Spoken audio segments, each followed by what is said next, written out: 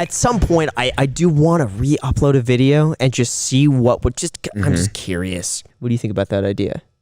I don't see why not. I mean, what's worst case scenario? What's the downside? The algorithm. I'm always afraid of the algorithm. But like you create. The thing is about the algorithm. Like at the end of the day, you create good content that people want to watch. People are gonna, like that's what matters more than anything, more than the algorithm. You make good content. People want your content. They're gonna watch your content. I don't know. I believe in the algorithm. Do you really? I believe the algorithm. I don't think plays a role in my success. This podcast has got a little bit longer. I feel like I am forever indebted to the algorithm. So you think that your channel success is because you've gotten lucky with the algorithm, and somebody at YouTube is like, Graham Stephan, I like him. Algorithm, you.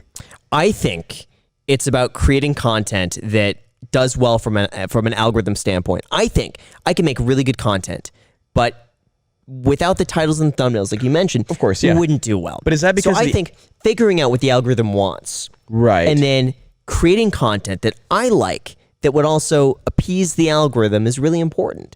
Because I want to hit that demographic. I want the videos to do. I want them to have the biggest reach as possible. So I think learning what that algorithm is and then crafting videos around it. But the algorithm is also dependent on like click-through rates and stuff like that.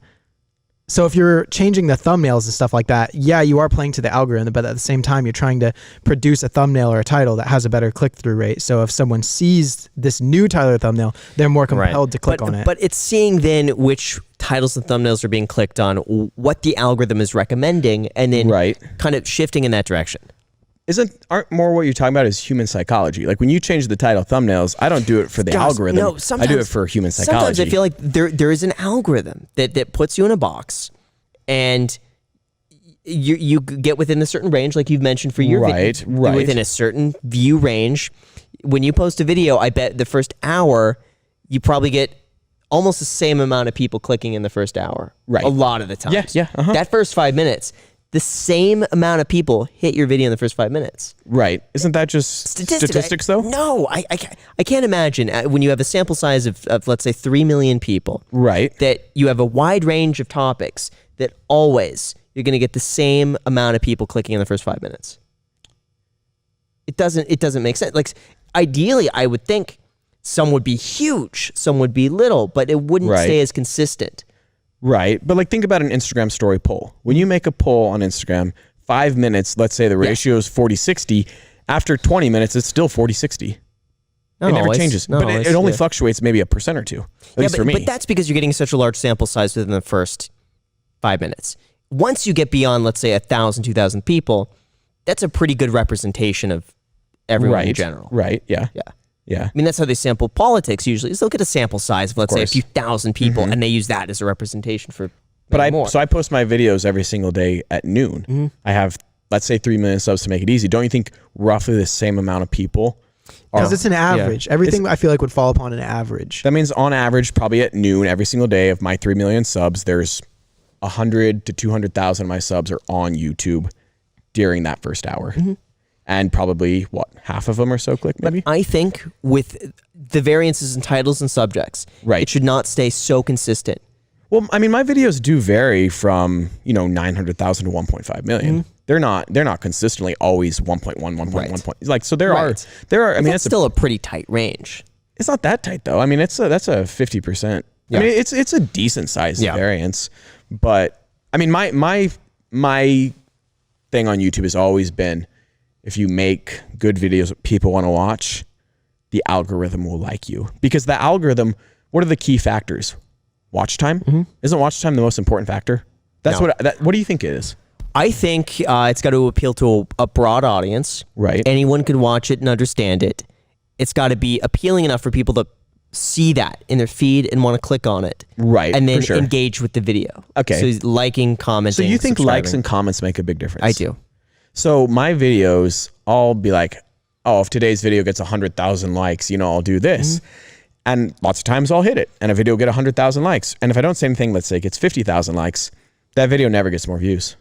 It never. I've always found on my end it helps. Really? Yeah. Especially comments. Like I know within the first when I post a video, I could tell how well it's going to do based on how many people comment. Yeah. Almost always in the first 5 minutes.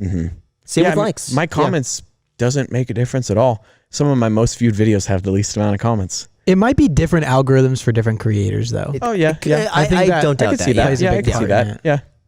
But don't you think at the end of the day, the most important thing is if you film content people want to watch? Yeah. I think logically it would be like average view duration and then the amount of people that are recurring viewers. Absolutely. Recurring is huge. I think those two are probably like logically. Yeah. That is what I know. Like I like, if I like a creator, I will continually watch everything they put out and I will watch it all the way through the end. Oh, for sure. So YouTube knows to recommend I just think of myself as a viewer, what I get recommended and why I get recommended those videos. Right. And those are basically the two main reasons. Because I get recommended your videos all the time. And that's because a while back, I watched one of your videos, I watched the whole thing, and then I watched another one. And ever since then, you've been recommended. And then when you post a video, I click. Yeah. So that reoccurring, I think that's, at least from a subscriber standpoint. Yeah. I think it's both, but I think a lot of it's marketing. Just like if you could have a perfect product, but if you have terrible marketing for it, no one is going to want to try it. But isn't that once again just human psychology? Marketing, I mean, in a sense. Of course. Versus like this algorithm that... But then we're putting, which is more important? Is it marketing or having good content? And I think the algorithm, I think, looks at everything. It looks at first marketing and then do people watch and like the video? Of course. Yeah. I mean, I agree. Yeah, marketing is like... That's key. So maybe we're talking about the same thing. I think we are. Yeah. I think we're talking about the same thing. The algorithm, I do think, encompasses both. Right. But I don't know. I'm like, so sometimes I'll be talking to other creators and they'll be like, yeah, my videos just aren't getting very good views. The algorithm is just killing me right now. And when they say that, it sounds like they're making an excuse. They're saying like, my video's not getting views because someone at YouTube doesn't like me anymore. It's not because I need to make my videos better. But sometimes I've heard people say stuff like that, and I've seen their content. I'm like, yeah, no, it makes sense why you're not getting views. Right. But it also makes sense why an algorithm's not pushing this content. Right. Yeah. Because it's not content that I think YouTube would want to stand behind. Yeah. Well, I don't think it's not necessarily good content. Like, some of the content I feel like this would not be a good image for YouTube to endorse. Okay. Well, I think that's kind of a different. That's a different topic. Like, is it? Yeah. Yeah. I mean, if we're talking about like, can we say the word gun? Yeah. Like, sure. If we're talking about stuff like that, then yeah, absolutely. The algorithm plays a huge role for sure. But I'm thinking of just your average family-friendly content, like what we create, and when I think of other creators who make the same family-friendly content, sometimes I feel like they're making excuses rather than just saying, I got to do better. Like when they wake up the next day, like, oh, the algorithm's killing me. I don't want to post today. Instead of thinking like, I wake up, I got to go film a cool video. I got to make my videos better than the last video. Honestly, maybe that's also a mindset thing. It's just by having that mindset, you're more likely to create content the algorithm will like. Yeah. Who knows? The algorithm, I think, is your friend. That's whether or not you believe in the algorithm. Right, yeah. Graham, I think like the algorithm was most in our favor when we had the best content. Remember like how you would say like, oh, back in like April, it was so easy to make news. Oh, because there was so much news in the finance community. And our algorithm was performing like crazy. But at the same time, I mean, you didn't have to look very far to, make a video about something because there was news about literally everything, groundbreaking finance news every single day. So at the same time, it's like the algorithm was at its peak when there was the best. But that was also the algorithm was working in everyone's favor because people were taking an interest in personal finance. So I think YouTube saw that finance is a thing right now that a lot of people absolutely. think. So like, okay, we got these finance channels. Let's give them more exposure now because more people are interested. So then you have good content in terms of just reaching more people.